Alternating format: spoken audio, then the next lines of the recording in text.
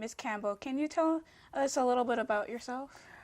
Well, I am, thank you for inviting me, and I'm delighted to be here today. I am a graduate of Long Island University, the Brooklyn campus, LIU, and I majored in a double major of business and information systems.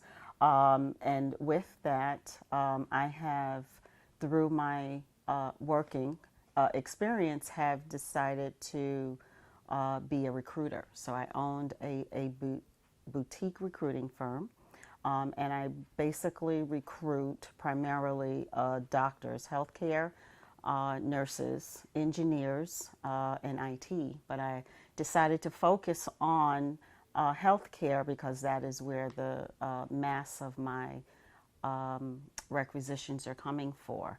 As the Nassau County Director for the African American Chamber of Commerce, we provide outreach to both the community and our small business owners, our members, and we are advocates for them with local government and the community, helping to build a bridge between the two, the business and the community at large. What is the Chamber of Commerce? The Chamber of Commerce is a tremendous, a huge business network. What we do on a monthly basis is bring together our members along with guest speakers from different areas, be it in the community of business, other business owners, corporations, or government. To educate and to share information. We actually, our upcoming meeting is a meeting with the Economic Development Corporation, and they're bringing information on funding, grants that's available for small businesses, money that is actually available to our members. So that's a great opportunity for them. So we do things like that. When did the Long Island African American Chamber start and why? Well, it started back in 2010, and we started to be able to promote and find contracts that's available for small business owners. And we also wanted to give them the opportunity to be educated and to understand what's available, how things work, and have them participate, get them trained in MWBEs, minority women business enterprise type contracts. They would not normally know when they're available or how to become a part of it. And so we do workshops and educate them and help them acquire those types of contracts. Who are the members? Well, our members consist of business leaders within the community. They also consist of IT people, marketing, branding, PR, recruiters like myself, travel agents, people who own construction companies. It's a vast amount of people from different industries that are members. What are the 3 things girls need to know about starting a business? Well, you asked for 3 things, and so I kind of have a little more than 3 things. The first thing that I think girls should and need is to be confident. You need to not to let anybody change your mind or influence you in any way. In the way that you're thinking or things that you want to do. I also think you need to trust yourself.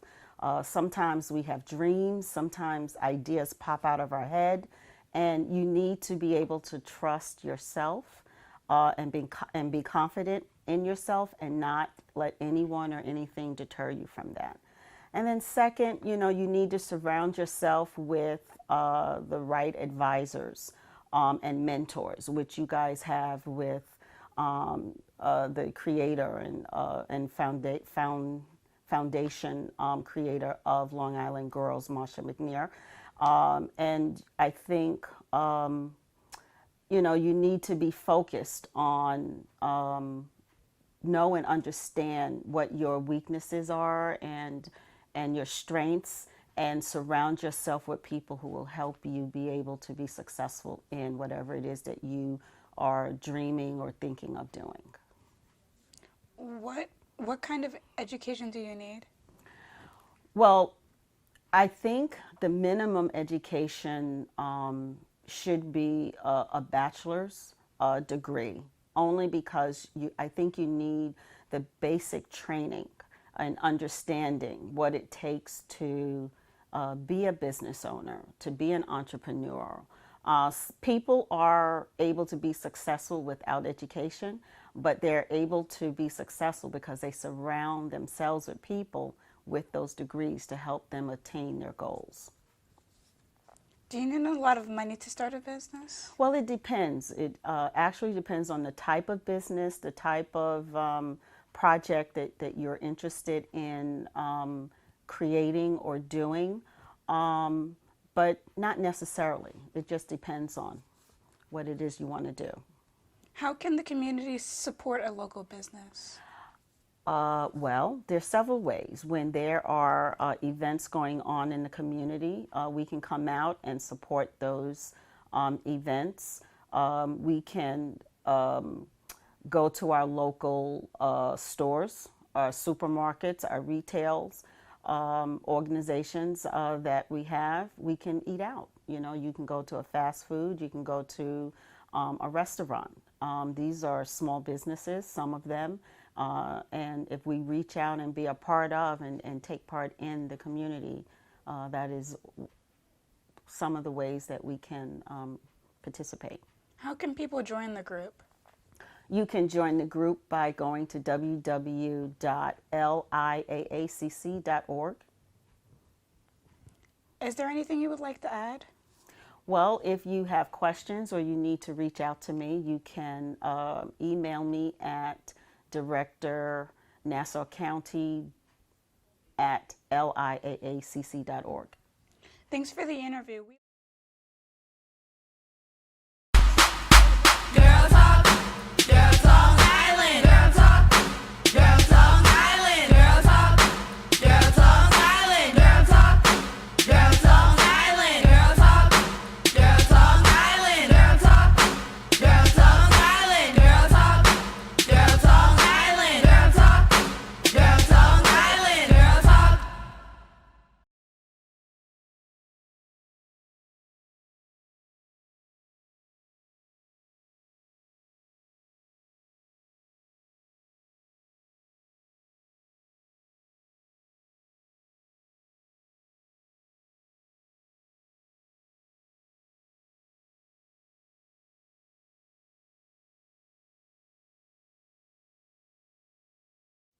Hello, my name is Riyan Daniel, and I am interviewing Assemblywoman Taylor Darling.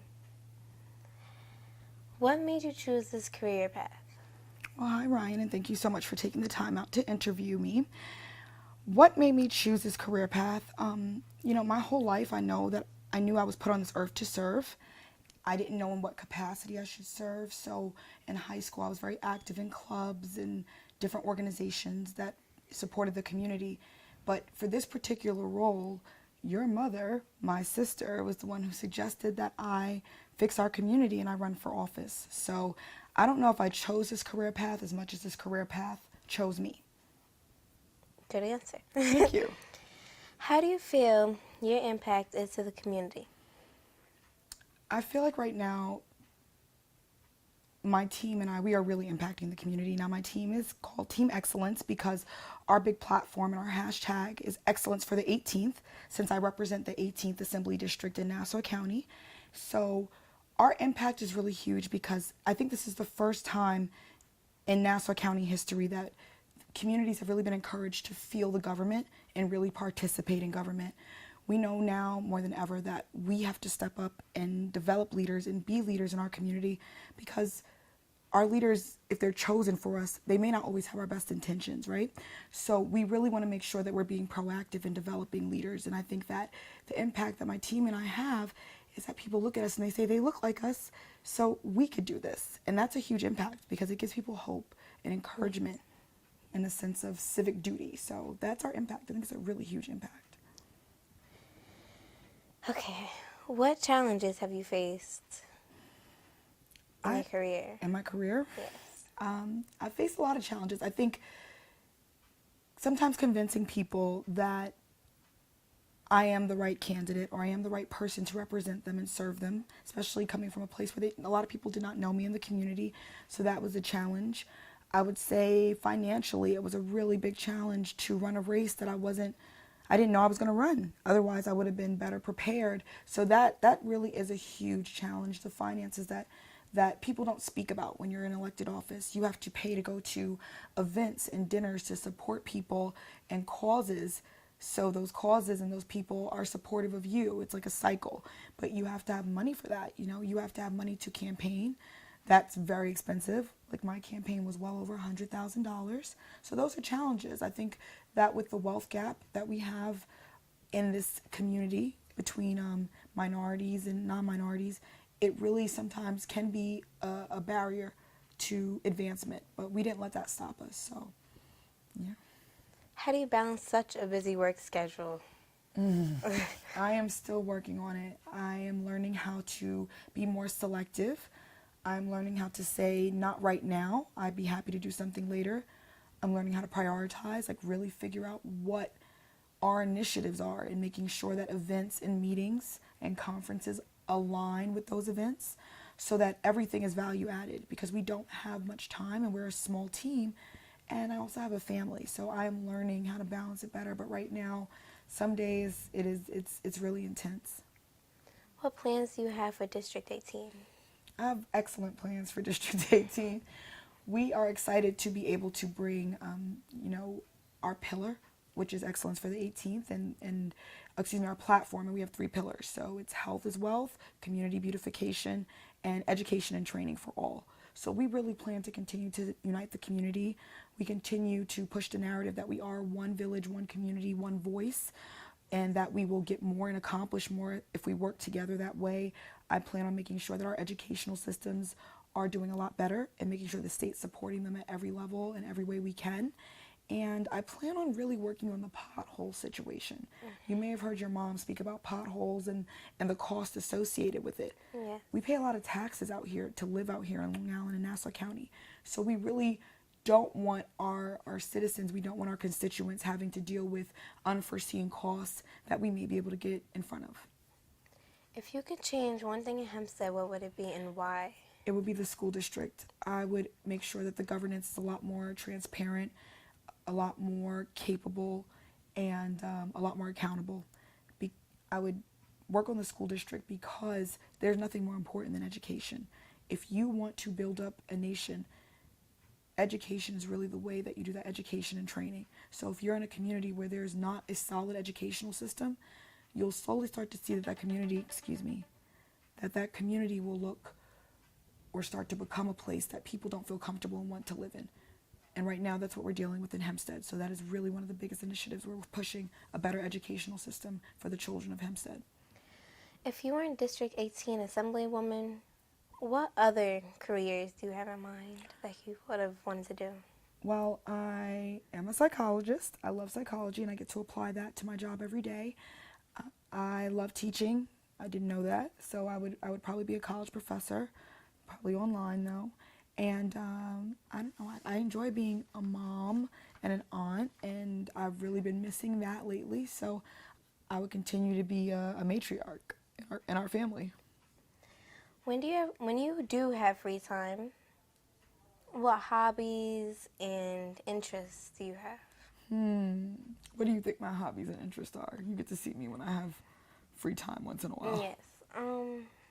I think you do like hanging out with your family a lot. And I would hope so. yes. You love doing what we like to do when you're with us. You like horseback riding, I know that. You love camps, and you like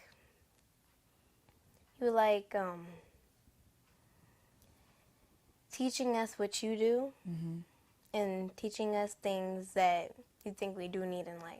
Oh, that's really nice. And I love Bravo. Yes. All the Real Housewives. Yes. Yep. What motives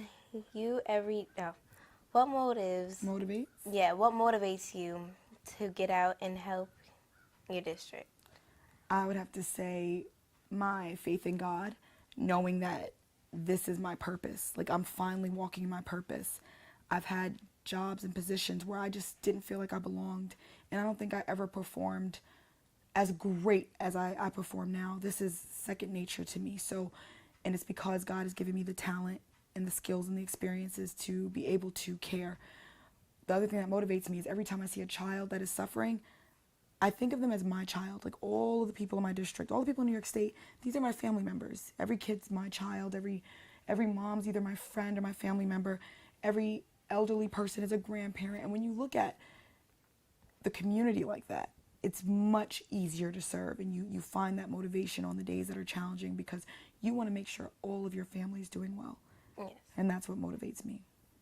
I was very interested in this question. Mm-hmm. Do you plan to run into a second term? Oh my goodness, Ryan, you are like Barbara Walters today. I do plan, as of now, I believe we plan to run for a second term because 2 years, I don't think is adequate enough time to really make a huge dent or mark. We've done remarkable work since we were sworn into office in January, but definitely would like to probably see, several more years where I can really make sure the seeds that I'm planting and the work that I'm doing is in fact impacting the community. What do you find to be the highlight of this position? Can we backtrack really quickly? Do you think I should run? Yes, I do. Why? Because you are a great assemblywoman. You love your community. And like you said before, you think of everybody as your family, and that does mean a lot to a lot of people, and it makes you treat them much better. Oh, thank you. But yeah. And so we go to your next question. What do I find to be the highlight? You know what? Honestly, today, right now, this is a highlight to be able to have my family recognize that I'm away from them. Oh, I'm getting emotional.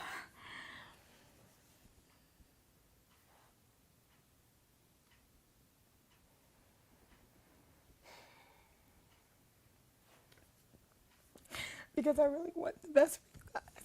I want the best for all children, and especially our black and brown children. So it's hard to be away from you guys, but to know that you guys recognize the impact that I have and why I do what I do, and you support me and love me and take care of each other, that is the highlight of this position. Yeah. You want to close out? Thank you. This is Long Island Girl Talk, and that was the interview with Taylor Darling.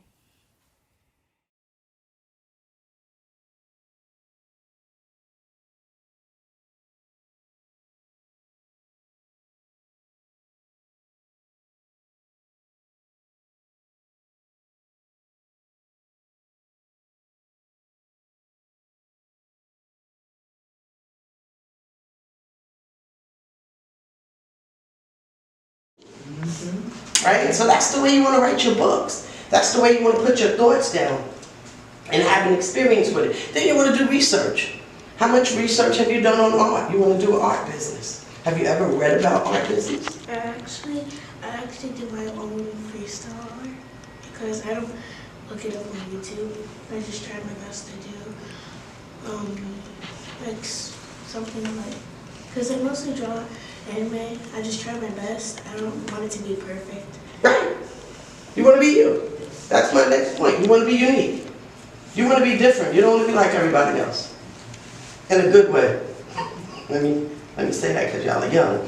In a good way. You want to be unique. So what you're drawing is unique. You want to be unique. You want to be you. You want people to understand that when they're reading it, they want to keep on reading and say, I want to read more. But when I want to get to the next page, I want to get to the next chapter. So you want to be passionate about what you write as just as well as you want to be passionate about what you do in life. Don't you want to be passionate? All of y'all are young. What are you passionate about? Some will be sports. Some will be different things. Hey, Marcy, you live, what you're driving. But that's not your value. Your value is your heart. Your value is your thoughts, your mindset. Because as you get older, you'll realize money come and go. But your character, your integrity, your heart, your love, that's important.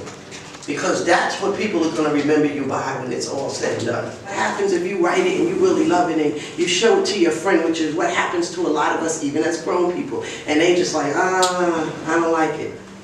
If you're not happy with your own stuff, then guess what? They can take your purpose away from you.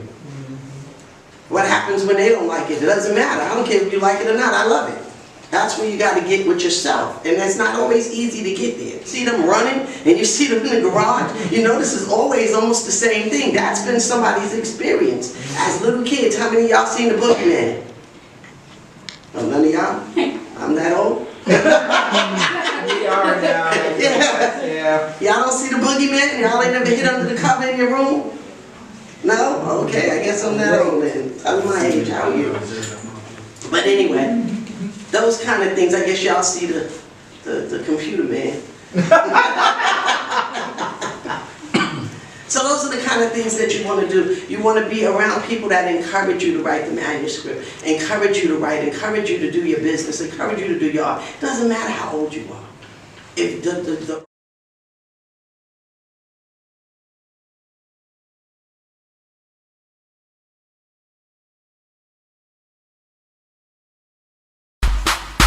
Girl talk, girl talk island. Girl talk, girl talk island. Girl talk, girl talk island. Girl talk, girl talk island. Girl talk, girl talk island. Girl talk, girl talk island. Girl talk, girl talk island. Girl talk, girl talk island. Girl talk.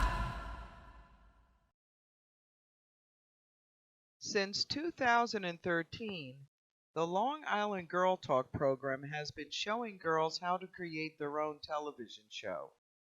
Here's what just some of our girls have to say about the positive impact of the program. What did you like most about Long Island Girl Talk? I learned a lot about behind the scenes on like TV shows I never knew before, and like how to like just speak more and just be yourself. I learned about everything that goes on that isn't in front of the camera that we can't see when we watch TV, and I learned about how much a group of people, how important a group of people working together on a project is. I learned how it isn't that easy working behind the scenes and stuff, and that in order to do something like that, you would need like a lot of people like these guys that they have good vibes and everything is just amazing. How did the program inspire you in your life? It just inspired me because you are really am, and you don't have to hold anything back. It inspired me to work harder and try harder, and like it mostly inspired me to like try to achieve more of my goals. It actually inspired me and it made me become more aware of what I want to do in the future, and it made my dream a lot clearer to me of what it is that I want to pursue. And also, interviewing some of the people that we did during the different episodes also inspired me too, and the different things that they said. And it inspired me because things are like not impossible. Like if you want to own your own fashion line, it is possible. If you want to own your own TV company, it is possible. You can't ask the media to diversify if girls and people of color are not entering the field. Long Island Girl Talk provides the career exploration, technical skills, and academic enhancement that encourages girls to either enter the industry or become independent producers of media. At this point in history, we think there should be more than one Oprah. Help us make that happen.